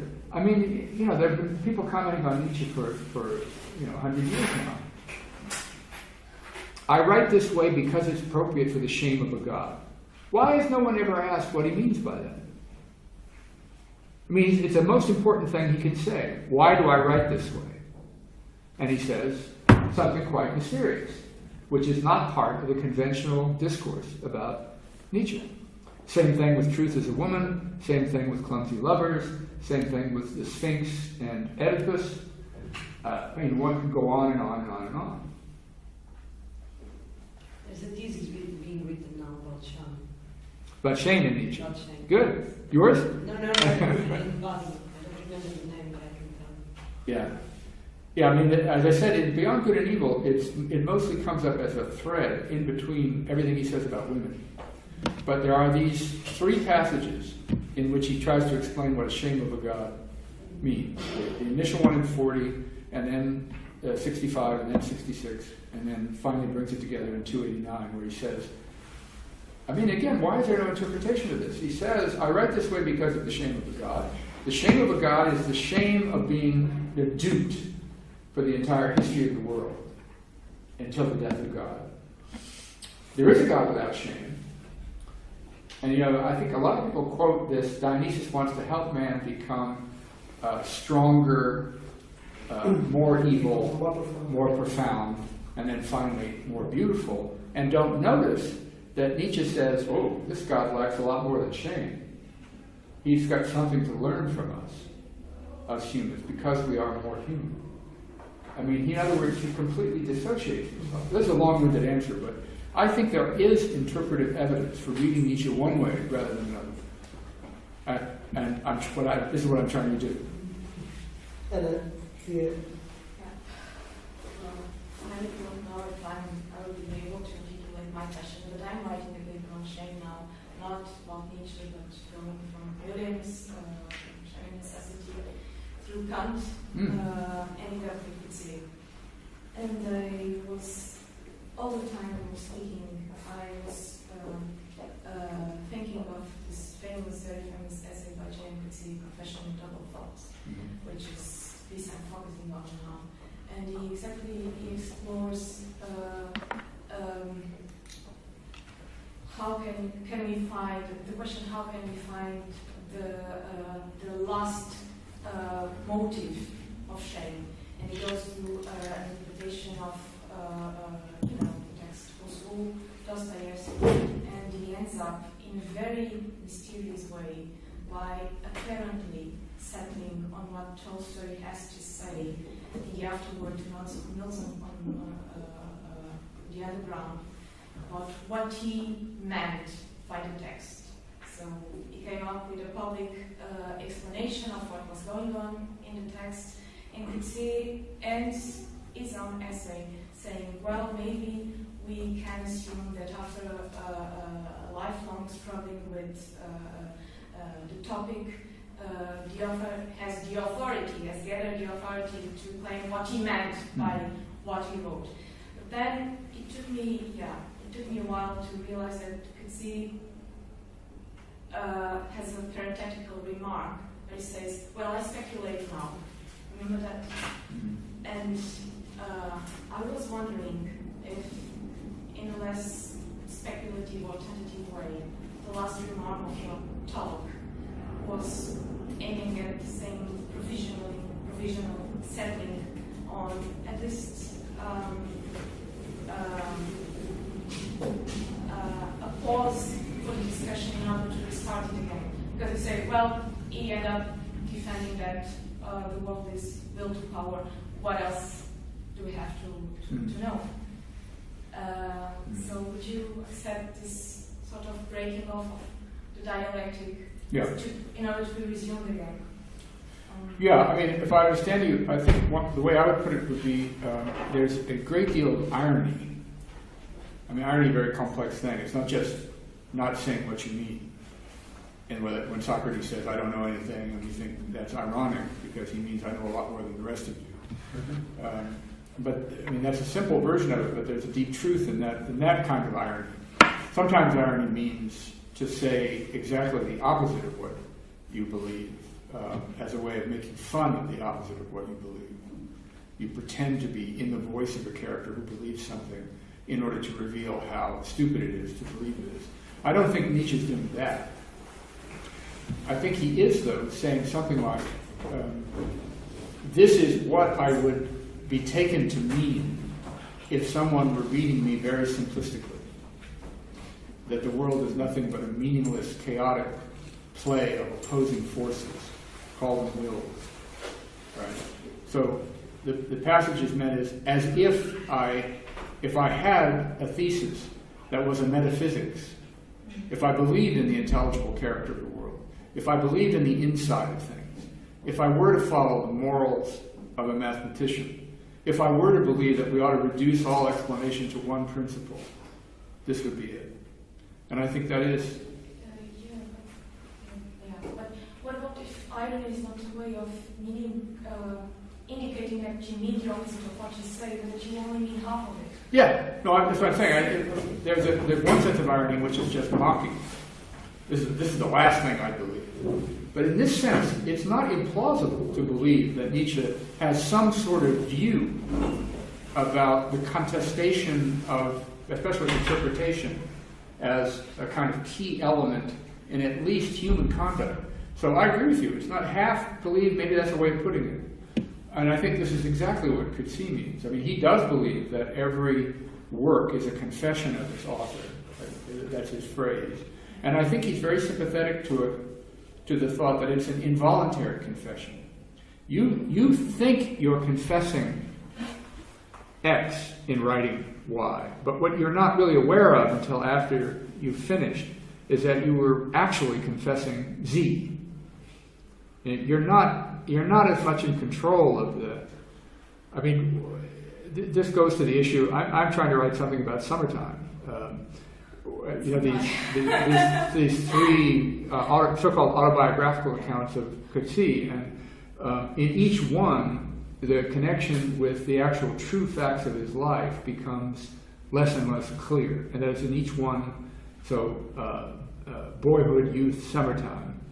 In the first one, most of what he says is true. We know from biographical details that it's true. In the second one, he makes up a few things. And what he makes up are very damning to him. He's very irresponsible and cold to a woman he's gotten pregnant who's having an abortion. And he's merciless. The brother that's Yeah. And then in summertime, he's supposed to be dead. And somebody is interviewing people about him, and it's just the most horrible things you can imagine. Oh yeah, I remember he was a terrible lover. He was boring, he had bad breath. He was just terrible. So in a way, he's sort of playing with the idea of revealing things about himself as if the worse they could be, the closer they would be to be the truth that he's afraid of about himself, and he'd get some control over it. But that's also a kind of game, or at least the modality of its presentation isn't just truth-telling. I think he's very, very suspicious of people who say, now I'm going to tell you the truth about myself. Yeah, but still the way he resists the telling of the truth. I'm asking this. I Yeah. don't ask you if you agree with me or not. It's entirely different in the novels, even in the so-called autobiographic novels you're referring to, as opposed to the essays. Because I must confess something now, I was absolutely furious when I ended the essay on confession. Mm-hmm. And because he seems to be talking about himself. Now I'm this telling you the truth. I'm telling you the truth about what the deep motivation behind shame is. And it took me quite a while to zoom on that parenthetical remark. Yeah. It was still very tentative. Yeah. And still the essay doesn't show a very ironic note, does it? No. Yeah. Do you know the newest work, this correspondence he has with the psychoanalyst? No. Yeah, this is quite relevant to this because there's a Dutch psychoanalyst. It's like the correspondence with Paul Auster. That one I know. Yeah, this is another one, and it's a correspondence about self-honesty and truth about yourself with a psychoanalyst. I forget what it's called. It's been translated. Just came out in English. It came out first in Dutch. I'm so sorry, Sean. Yeah, so it's quite relevant to the topic of redlichkeit, or honesty about oneself. But if you're the name of it will come to me. But if you go to Amazon and look for the latest thing published by him. So it was written in Afrikaans original, is what you said? No, it was written in English. He writes in English, she writes in Dutch, but his Dutch publisher wanted to publish it first. So it just happened to come out in, I don't think he would ever write anything in Afrikaans, but it just happened to come out first in Dutch because the publisher wanted it first in Dutch because the psychoanalyst was a Dutch woman. But it's now out in English, and it's about this theme, about what it means to tell the truth about yourself.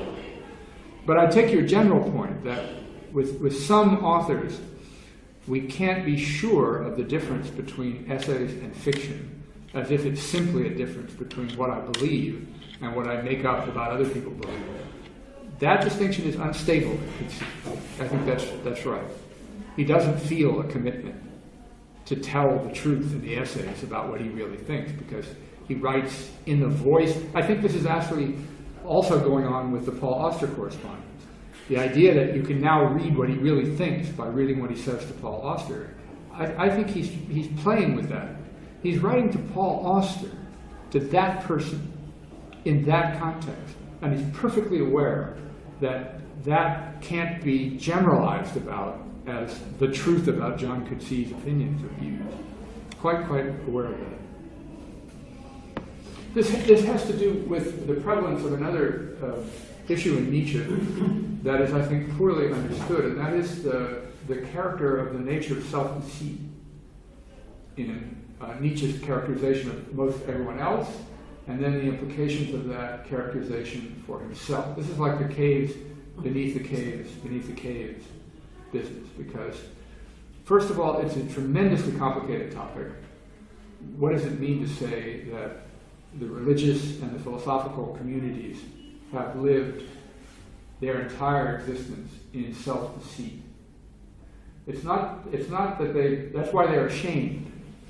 They haven't just, if you're duped, tricked by someone, you feel ashamed very often because you let yourself be tricked. You wanted to believe it. So there's an element in a con game or a con man, a crook who swindles you out of your money. The reason you're ashamed is that if it was something you could never be expected to have known, you're just bad luck. It's like, if a storm hits and your house falls down, you're not ashamed. You couldn't have predicted this would happen to you. And if somebody swindles you by stealing money out of your checking account, by hacking your identity, you're not ashamed. But if somebody comes to you with a proposition and asks you to invest and tells you a story about how you're going to get rich quick, and you believe the person and then you're swindled, then you're ashamed, but you're ashamed because you know finally that you wanted to believe this, that you're as responsible as the con man. Same thing in politics. The deceit that goes on in politics is a two-way street. This is another Bernard Williams, an article called Politics and Self-Deceit. It's not just that the country's being fooled by a manipulative politician. That's not the way Nietzsche would look at it. The conditions for the success of the manipulative politician are people want to be deceived. But what is that? Wanting to be deceived. It's not like they say to themselves, I want to be deceived. I think I'm going to believe this. I know it's not true, but I'm going to believe it anyway. No. But it's also not like you're faultless, guiltless, and something happens to you. The bargain is very complicated. I like the bargain between a writer and an audience in Nietzsche as well.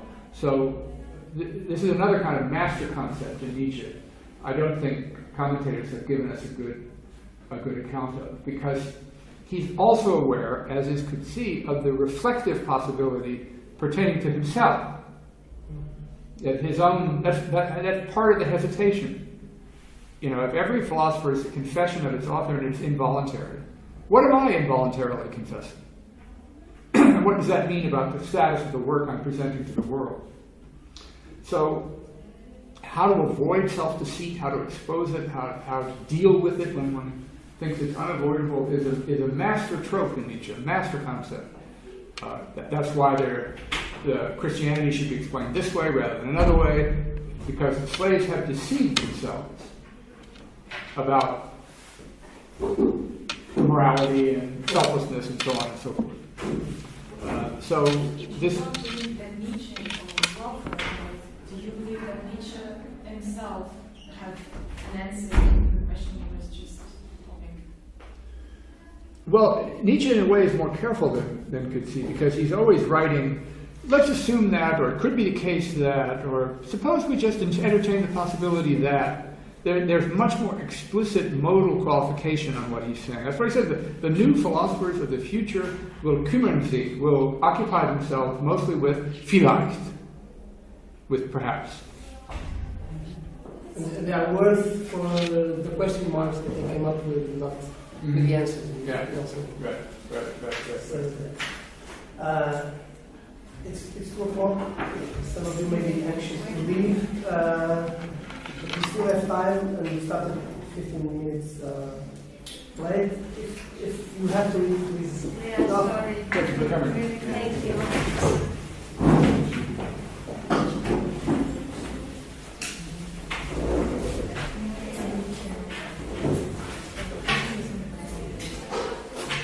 Thank you for obrigado por terem vindo.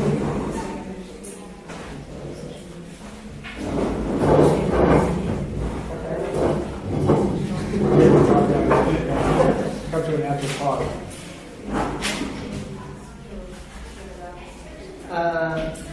For those who resist, and if you are not too tired. No.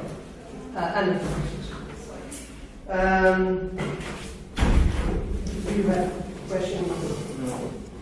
I have lots of questions. But just one more for my words.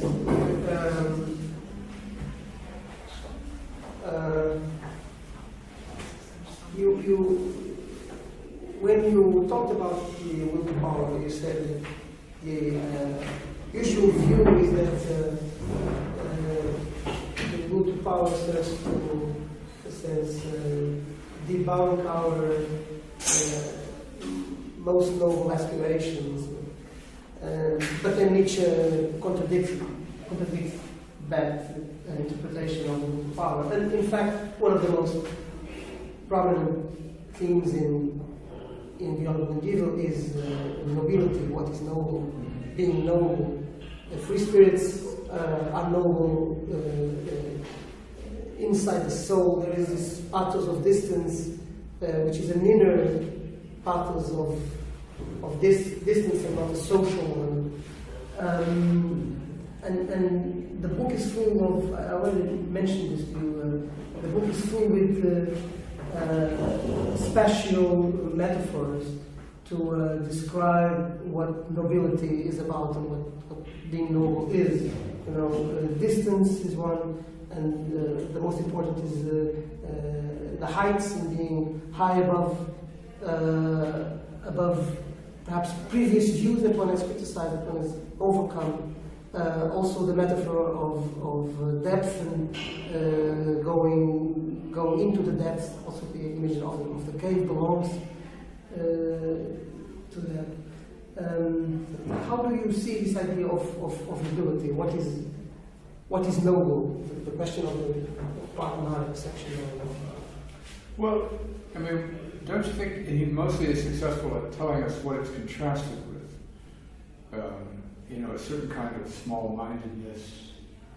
I mean, to some extent it has to do with some kind of possibility, not of transcendence in the traditional sense, but of escape from the mundane world of interest satisfaction. So somebody who's interested in, I mean, we say this casually, so we have to interrogate what we mean, but we say that someone, I mean, this is a current issue in the crisis about the place of humanities education in the university. There's something better about not being completely occupied with your own comfortable existence, with the idea of wealth, security, happiness, the reduction of opposition, peace, serenity. There's something Nietzsche says is cow-like, bovine about that. You just want to be a contented cow. But the question is, on what basis does Nietzsche claim that some of the values that clearly he thinks of as higher than that, say the appreciation of art, or music in general, but of art even more generally, or a taste for philosophical issues, is a revelation of a higher kind of soul.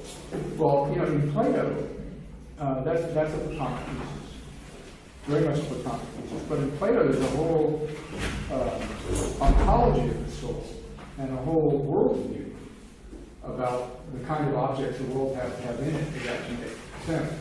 That beauty is more important than mere pleasure. And so I think, you know, Nietzsche has very much kind of Platonic conception of freedom from what look like the mundane concerns of the body and of security and happiness and peace. But I think it's a fair question to ask, does he really have any kind of worked out view of why some things are supposed to be higher than others? Is it just a matter of taste? Either you see it or you don't? If it's just that, then we're sort of left at a level of agreement among those things, but then a level of very violent disagreement within that level about what things really count as significant and what don't. I don't think he wants to give us any kind of programmatic answer about how a noble person should lead their life. You know, like this, like that, like this, like that, like this. But he does want to break the hold on us to make us in a way ashamed of being only concerned with kind of venal self-interest. But if he doesn't have the Platonic kind of world within which that makes a certain kind of sense. And that's, in a way, you can sort of say, that's his greatest problem, the one he's most afraid of. That is to say, if we really do live in, I mean, one of the great powerful things about Nietzsche is to make you feel what an unbelievable alteration it is for the educated elite no longer to be religious. So, 5,000 years of civilization, and one of the highest manifestations of nobility was a religious indifference to the mere concerns of the body and the temporal life, that kind of transcendence. And now, within just 150 years, suddenly all of that has gone. And I think he just assumes that no really serious person, well-educated, exposed to the great literature and philosophy of the world, could possibly be seriously religious anymore. But is there something that can replace this kind of nobility of spirit? And as you know, in the early part of his career, he thought it was art. There could be an aesthetic justification. And then he came to be completely disabused of that notion. And I think he spent the rest of his career looking for some other way to formulate a way out of we're just all mutually interest-satisfying beasts who are trying to accommodate each other in some sort of compromised political situation, without there being anything worthy of striving for other than death. So it's not going to be philosophy as it's traditionally understood. It's not going to be religion. I mean, for a while he seems to think it has something to do with being good Europeans. In beyond medieval, it also seems to be a way of life he calls the free spirit of free spiritedness, and it seems to be already writing from that perspective. And the noble perspective is the one he adopts as the perspective of the free spirit, and then he's trying to. He's not justifying that from in a third person. He's saying, well, this is what flourishing is for me. And so he describes it and he contrasts it with the last man, the herd, and so on. Could that be the way to read him? That he's adopting this perspective of free-spiritedness and considering the optimum conditions for being a free spirit in a world that has lost God and so on. Yeah. It depends on I mean, what kind of a life one has to factor into on the other hand, Nietzsche's admiration for a kind of rather direct political realism. That is, his admiration for Thucydides, Machiavelli, for example, of there being a kind of clear-sightedness about the consequences of this transition in the late modern world that isn't idealistic, that is, as fully aware of the corruption of the human soul as Thucydides and Machiavelli. Then there's the other side. There's the side that admires Shakespeare and Goethe. So the question could be, how could somebody put together an admiration with Thucydides and Machiavelli on the one hand with an admiration of the kind of divinity of Shakespeare and Goethe on the other hand? And that goes to all these virtues that a noble person, Ja-sagen. How can someone live an affirmative life? I don't think you can say Machiavelli and Thucydides live in the Ja-sagen das Leben. They don't live a yes-saying life. But, especially now, that sounds to us so much like a kind of psychological self-help manual. Be a yes-sayer. Be affirmative, There's just no way to avoid banality. It also has to do with amor fati, with being able to not regard what has happened as a loss, which is one aspect of late modern counter-enlightenment thought, that like Strauss, we've just come to a point where we've lost what makes life worth living. And that's terrible. We have to learn to live with that. And he wants to avoid that as well. And I think you're right, he doesn't have a kind of direct definition of nobility. It has to do with this unbelievable complex of things to admire and things to worry about that we live in a kind of tension with. Perhaps that's it. I mean, a noble person is one with sufficient honesty to be quite worried about the status of nobility. That alone is without, in a way, it's already a mark of nobility. Yeah, right. And someone who isn't concerned about that is lost, is not worthy of serious philosophical consideration, somebody who isn't concerned with that. I mean, as I say, it's an aspect in contemporary discussions of how should we educate people in university, because arguments in behalf of insisting on reading great literature, exposure to great art, great music, all have some indefensible, in a kind of utilitarian sense, indefensible element that can't really be made public.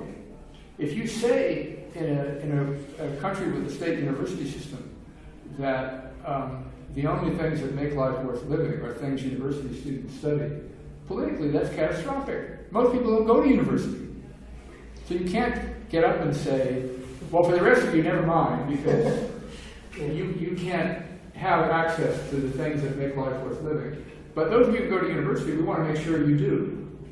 You can't say that. So you could ask the same sort of question about what is the right public rhetoric to defend something higher than preparation for a vocation or a career in a university without getting yourself into the Nietzschean trouble of elitism and exclusion. And just the realization that the vast majority of the world lives in such dire straits, suffering under so much of the burden of mere necessity, survival. How can we even begin to have such a conversation about it? And that's why Nietzsche can seem so brutal, because in a way he enjoys simply saying that. Forget them. Because I think that's what he means by the horrible, frightening mask that we have to wear to get this point out, to make the point. It's not as if he thinks, here's my program. Ignore those people, forget about them. They're cows, they're herds. But this is what he meant. In order to inscribe eternal demands on the human heart, philosophy has to, for centuries, wear frightening, inhumane masks. And nobody takes that seriously when they go back to see the terrible things Nietzsche says about his indifference to anyone other than this elite. I think he's, in a way, just trying to grind our faces in it, that we don't know in an egalitarian secular culture, we don't know how to make this argument for nobility that isn't based on religion or idealism, which comes with a variety of philosophical assumptions that are no longer defensible. You yourself have written about this recently, and you put it in terms of ultimately science versus value, the independence of value. You think that's also a Nietzschean thing that nowadays is being discussed among Nietzsche scholars? Is Nietzsche about the independence of value? Yeah. How do you connect that? Depends on what you mean. The last question, and then depends on what you mean by independence, because as you know, the real attack on the autonomy of values comes from a kind of scientific natural interpretation of Nietzsche. That seems to be quite wrong. But to understand value apart from our psychological need for value, I think for Nietzsche would also be wrong. So I don't think by psychology he means a materialist, naturalist account of human motivation. I think he means to fold in the complex problem of interpretability in trying to understand why value appeals to us. We have to understand something about its appeal that isn't just its objective defensibility. So it's not independent of human psychology, but psychology for Nietzsche doesn't mean naturalistic drive theory kind of naturalism, which is in the Anglophone world the most popular sort of way of understanding.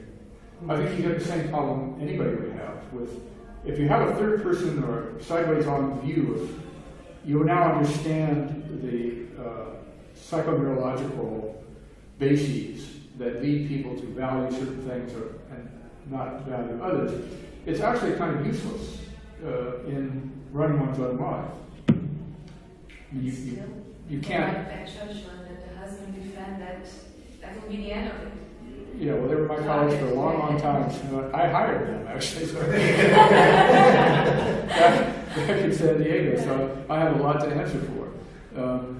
But I don't think they have a sufficient answer at all, even in the beginning of an answer, to, given that this might be true, what difference does it make when I have to decide whom to marry, or whether to vote for this person or that person, or whether to give money to a charity, or I don't sit around and wait for my brain to decide. So this incompatibility between the third and the first person point of view, I think Nietzsche is very alive to it, and doesn't mean to reduce the first person to the third person. Because his question is Socrates' question: how to live. And all he does is introduce this massive historical dimension that Socrates didn't have. How to live now, in the face of the absence of the credibility of anything that informed the religious and philosophical tradition prior to the death of God. And they're really the first person to really say we have to imagine a completely different form of life. And then Wittgenstein and Heidegger would also try to address the same question. But that kind of question isn't a question that's answered by, well, I mean, we could try. What would be the form of life appropriate to the utopia of the churchlings? What would be the form of life? I mean, it looks like Clockwork Orange. Robots, I don't know. I think it looks like Clockwork Orange, you know. We'd have the guy with his eyes probably put in the, you know. Less violence, because then you're supposed to be able to mechanically control the drive towards violence and the enactment of violence. I would not know. Well, I don't think they have a view of how we would decide what we would put our new neurophysiological techniques to, how we would decide what it is before. They have no view of that, except a kind of utilitarian view of to increase human happiness. But as Nietzsche says, human beings don't want to be happy, only Englishmen want to be happy. Okay. Okay, thank you. Many thanks.